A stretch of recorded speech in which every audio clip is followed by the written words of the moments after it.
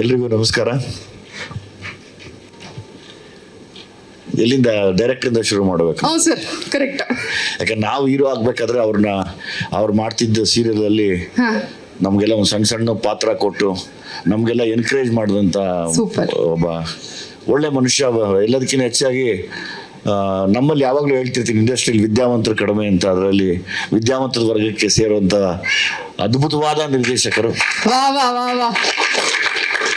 ಆಮೇಲೆ ಗ್ಯಾರಂಟಿ ಅವರು ಅಂದರೆ ಯಾವುದೋ ಒಂದೆರಡು ಸಿನಿಮಾ ಏನೋ ತಮಾಷೆಗೇನೋ ಇದಾಗಿರ್ಬೋದು, ಬಟ್ ಅವ್ರ ಗ್ಯಾರಂಟಿ ಅವತ್ತು ಆ ಕಾಲದಲ್ಲೇ ಇಡೀ ಮನೇನ, ಇಡೀ ಕರ್ನಾಟಕನ ಹೋಲ್ಡಲ್ಲಿ ಇಟ್ಕೊಂಡು ಆ ಸಿರಿಯಲ್ಲಿ ಕಾರ್ಯಕ್ರಮನ ಕಂಟಿನ್ಯೂಸ್ ಆಗಿ ನೋಡಂಗೆ ಮಾಡಿದಂಥ ಮೋಸ್ಟ್ ಟ್ಯಾಲೆಂಟೆಡ್ಡು.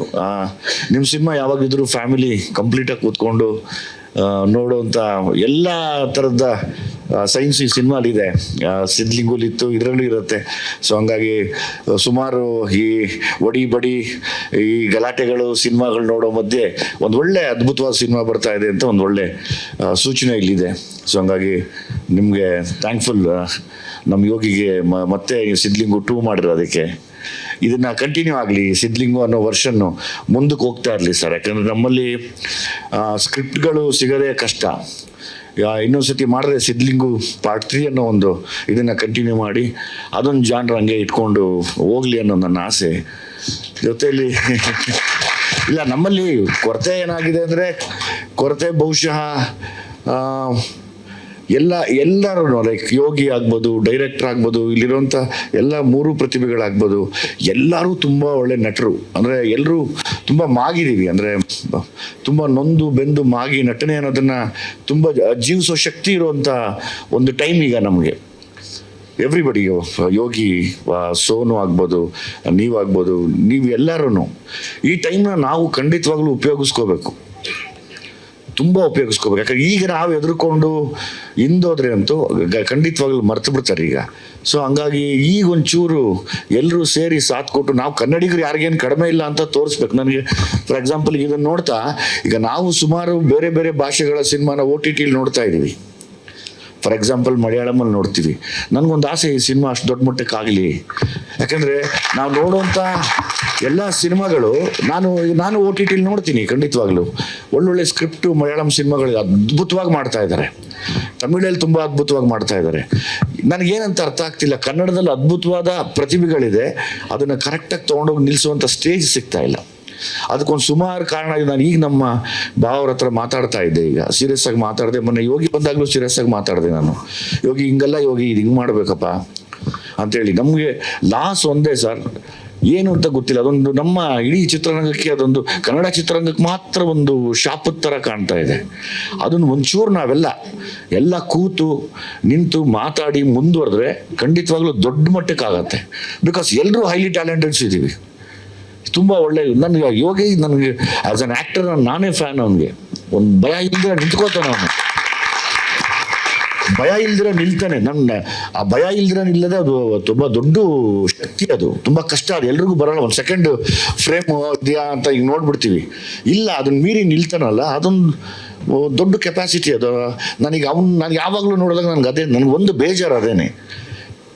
ಯಾಕಂದರೆ ಲೈಕ್ ನಾನು ಡೈರೆಕ್ಟರ್ ಆದ್ಮೇಲೆ ನನಗೆ ಇನ್ನೂ ಅನಿಸಿದ್ದು, ಲೈಕ್ ಈಗ ಸರ್ಕೈಲಿ ಸಿಕ್ಕಿ ಅವ್ರು ಫುಲ್ ಮೋಲ್ಡ್ ಮಾಡ್ತಾರೆ, ಅವ್ರು ಬಿಡಲ್ಲ, ಅವರು ಕಂಪ್ಲೀಟ್ ರೆಡಿ ಮಾಡಿನೇ ಆಚೆ ಕಡೆ ಬಿಡೋದು. ಆ ವಿಷಯದಲ್ಲಿ ತುಂಬ ಎಕ್ಸ್ಪೀರಿಯನ್ಸ್ಡ್ ಯೋಗಿ. ಬಟ್ ನನಗೊಂದೇ ಆಸೆ, ಒಳ್ಳೆ ಸ್ಕ್ರಿಪ್ಟು ಸಿಕ್ಕಿ, ಯೋಗಿ ಕೆಪಾಸಿಟಿನೇ ಬೇರೆ ಇದೆ. ಬಹುಶಃ ಅದಕ್ಕೆ ಟೈಮ್ ಬರುತ್ತೆ ಅಂದ್ಕೊಂಡಿದ್ದೀನಿ. ಏನು ಬರ್ದಾರೆ ನಾನು ಇರ್ತೀನಿ, ಜೊತೆಯಲ್ಲಿ ನಾನು ನಿಂತ್ಕೋತೀನಿ, ಕೈ ಬಿಟ್ಕೊಡಲ್ಲ. ನಮ್ಮದು ಅಂತ ಯಾವಾಗಲೂ ನನ್ನ ಎದೆಯಲ್ಲಿದೆ. ಅದು ಅಂಥ ಸಮಯ ಬಂದರೆ ಬಿಡಲ್ಲ, ಯಾವುದೇ ಕಾರಣಕ್ಕೂ ಬಿಡಲ್ಲ, ನಿಲ್ಲಿಸ್ತೀನಿ. ಈಗ ಆಲ್ರೆಡಿ ಚೆನ್ನಾಗಿದ್ದಾನೆ ಅವನು, ತುಂಬ ಚೆನ್ನಾಗಿದ್ದಾನೆ. ನನಗೆ ಆ್ಯಸ್ ಅನ್ ಆ್ಯಕ್ಟರ್ ನಾನು ತುಂಬ ಇಷ್ಟಪಡ್ತೀನಿ ಅವನ್ನ ನನ್ನ ಕೈಯಲ್ಲಿ ಸಿಕ್ಕರೆ ಬೇರೆನೇ ಮಾಡ್ತೀನಿ. ಅಂದರೆ ಬೇರೆ ಏನೇನೋ ತೋರ್ಸೋಕೆ ಆಸೆ ಪಡ್ತೀನಿ. ಒಬ್ಬರೊಬ್ಬರು ನಿರ್ದೇಶಕರದ್ದು ನನ್ನ ಕನಸಿರುತ್ತೆ. ಹಂಗೆ ನನಗೊಂದು ಫೇವ್ರೇಟ್ ಏನು ಹೇಳ್ತಾರೆ, ನನಗೊಂದು ಮುದ್ದು ಮಗು ಥರ, ಚಿಕ್ಕ ಮಗುವಿಂದ ಎತ್ತಾಡಿಸಿ ಕಿವಿಯೆಲ್ಲ ಕಚ್ಚೋ, ನಾವು ಒಂಥರ ಮುದ್ದಾಗಿದ್ವಿ. ನಿಮ್ಮ ಹೆಂಡತಿ ಇವಾಗಲೂ ಕಚ್ತಾ ಇದೆಯಾ? ಹಂಗೆ ಹೇಳು ಮತ್ತೆ. ನೋಡೋಕೆ ಇಬ್ಬರು ಮಕ್ಕ ನೋಡ್ಕೋತಾವ್ರೆ. ಅವನಿಗೊಂದು ಆಸೆ, ಕಿವಿ ಕಚ್ಕೊಂಡಿರ್ತಾನೆ ಯಾವಾಗ್ಲೂ. ಎಲ್ಲಮ್ಮ ಕಿವಿ ಆರಾಮಾಗಿರ್ತಾನೆ. ಸೊ ಮೇಡಮ್ ಇದ್ದಾರೆ, ಸೀತಾಕೋಟೆ ಅವರು ಇದ್ದಾರೆ, sir Ramesh sir Manjunath sir ಇದ್ದಾರೆ. ನಾನು ನಾವು ಸೀರಿಯಲಲ್ಲಿ ಓಡಾಡಬೇಕಾದ್ರೆ ದೊಡ್ಡ ದೊಡ್ಡ ಕಲಾವಿದರು ಇವರೆಲ್ಲ ಇವತ್ತು ಅತಿ ದೊಡ್ಡ ಕಲಾವಿದರು, ಇವ್ರನ್ನೆಲ್ಲ ನೋಡ್ಕೊಂಡು ನಿಂತ್ಕೋತಿದ್ವಿ, ಏನು ಇವರೆಲ್ಲ ಹಿಂಗೆ ಆ್ಯಕ್ಟ್ ಮಾಡ್ತಾರಲ್ಲ ಅಂತ. ಆಮೇಲೆ ನನಗೆ ಮೇಡಮ್ ಜಿಮ್ ಮೇಟ್ ನಾವಿಬ್ರು, ನಾನು ಅವ್ರ ಟ್ರೈನರ್ ಅವಾಗ. ಆ್ಯಸ್ ಇಟ್ ಈಸ್ ನಿಮ್ಗೆ ಗೊತ್ತಿರಂಗೆ ಬಿ ಸುರೇಶ್ ಸರ್ ಆಫೀಸ್ಗೆ ನಾನು ಕೂಡ ಫೋಟೋ ಹಿಡ್ಕೊಂಡು ಹೋಗಿ, ಸರ್ ನನಗೊಂದು ಪಾತ್ರ ಕೊಡಿದ್ದು, ಹಂಗಲ್ಲ ಗೆಳೆಯ ಅಂತ ಶುರು ಮಾಡಿದ್ರು. ಸೊ ಇವತ್ತು ನಾವೆಲ್ಲ ಒಟ್ಟಿಗೆ ಸೇರ್ತಾ ಇದ್ದೀವಿ. ಒಂದು ಖುಷಿ ವಿಷಯ ಅಂದರೆ ಒಂದು ಒಳ್ಳೆ ವೈಬ್ ಇದೆ ಸಿನಿಮಾ ಅಲ್ಲಿ. ಆಮೇಲೆ ಎಲ್ಲ ದೊಡ್ಡ ತಂಡ ಇದೆ ಇಲ್ಲಿ. ನಾಗಾರ್ಜುನ್, ಅರಸು ಅಂತಾರೆ, KB ಸಿಂಗರು. ಅವನಿಗೆ ಮೈಕೆ ಬೇಡ ಅನ್ಸುತ್ತೆ, ಸುಮ್ಮನೆ ಹಂಗೆ ಆಡ್ಬಿಡ್ಬೋದು. ನನ್ನ ಆಸೆ ಯಾವಾಗಲೂ ಅದೇ. ನಾನು ಈಗಲೇ ಅವ್ರ ಹತ್ರ ಶೇರ್ ಮಾಡಿಕೊಂಡೆ ಇನ್ಫ್ಯಾಕ್ಟ್. ನಾನು ಆಮೇಲೆ ಸೋನು ನೀನು ಅಷ್ಟೇಪ್ಪ ನಾನು ಕುಗ್ಗಿದಾಗ ಅಕ್ಕ ಸರಿ ಮಾಡ್ತಾರೆ, ಅವೆಲ್ಲ ಕೇಳಿಸ್ಕೊಂಡ್ರೆ ಎಮೋಷ್ನಲ್ ಅನಿಸುತ್ತೆ. ಅಂದರೆ ನಾವು ಯಾರೂ ಏನು ಕಮ್ಮಿ ಇಲ್ಲ, ಏನು ಕುಗ್ಗದೇ ಬೇಕಾಗಿಲ್ಲ, ಆಯಿತಾ? ಯಾವ ಕಾರಣಕ್ಕೂ ಕುಗ್ಗಬಾರ್ದು. ಪ್ರಾಣ ಜೀವ ಹೋಗುತ್ತೆ ಅಂದಾಗ ಮಾತ್ರ ಅದಕ್ಕೆ ಸರೆಂಡರ್ ಆಗಬೇಕು, ಮಿಕ್ಕಿದ ಏನಕ್ಕೂ ಸರೆಂಡರ್ ಆಗ್ಬೇಡ, ಆರಾಮಾಗಿರು. ಎಲ್ಲ ಮುಂದಕ್ಕೆ ಹೋಗ್ತಾ ಇರುತ್ತೆ ಹೊಡ್ಕೊಂಡು, ಅಲ್ವಾ? ಯಾಕಂದ್ರೆ ಪರ್ಮನೆಂಟ್ ಅದು, ನಮ್ಮನ್ನು ಬಿಟ್ಟು ಹೋಗೋದು, ಅವಾಗ ಮಾತ್ರ ಕುಗ್ಬೇಕು. ಅಲ್ಲಿವರೆಗೂ ಏನು ಬಂದರೂ ಕುಗ್ಗಬಾರ್ದು. ನೀವೆಲ್ಲ ದೊಡ್ಡ ದೊಡ್ಡ ನಟರುಗಳು, ನೀವೆಲ್ಲ ಆ್ಯಕ್ಚುಲಿ ನೀವು 3 ಜನ ಅಷ್ಟೇ ಅದ್ಭುತವಾದ ನಟರು ಇವರು. ನನಗೆ ಒನ್ ಆಫ್ ಎಲ್ಲ ಫೇವ್ರೇಟ್. ನನಗೆ ಗೊತ್ತಿಲ್ಲ, ಮುಂದೆ ಅವಕಾಶ ಸಿಕ್ಕರೆ ಒಟ್ಟಿಗೆ ಆ್ಯಕ್ಟ್ ಮಾಡೋಣ ಖಂಡಿತವಾಗ್ಲೂ. ಆಮೇಲೆ ಆರಾಮಾಗಿರಪ್ಪ, ಒಳ್ಳೇದಾಗತ್ತೆ ಎಲ್ಲನೂ, ಅಲ್ವಾ? ಅದು ಬಿಟ್ಟು ಬರೀ ನಾನು ಹೇಳ್ಬೇಕಾ ಸರ್? ಬೇರೆ ಏನು ಹೇಳೋದು, ಏನು ಹೇಳ್ಬೇಕಮ್ಮ?